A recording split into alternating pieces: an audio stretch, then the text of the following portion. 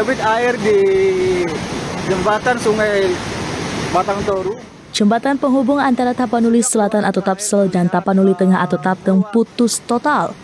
Jembatan ini menghubungkan dua desa dan dua kabupaten, Garoga di Tapsel dan Angkoli di Tapteng.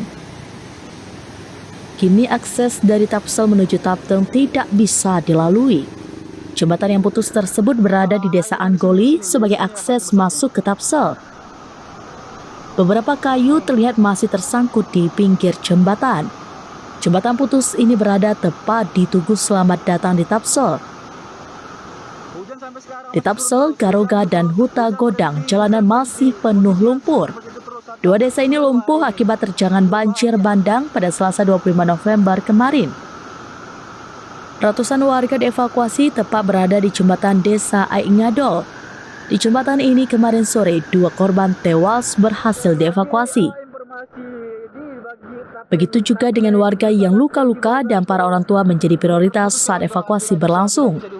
Ratusan warga yang mengungsi ini ditempatkan di desa Batu Hula, desa tetangga Aingadol. Di sana sudah didirikan tenda darurat untuk para warga yang sedang mengungsi. Namun di bagian Tapteng, Pandan, Sarudik, dan lain-lain di sekitar sana, itu sejak pagi kemarin sudah koneksi internet itu sudah putus-putus. Mereka di sana sudah mulai hilang kontak sejak.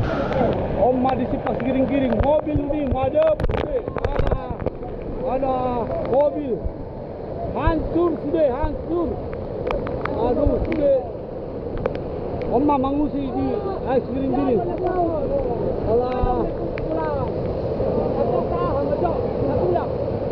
Dong mobil, do, oi.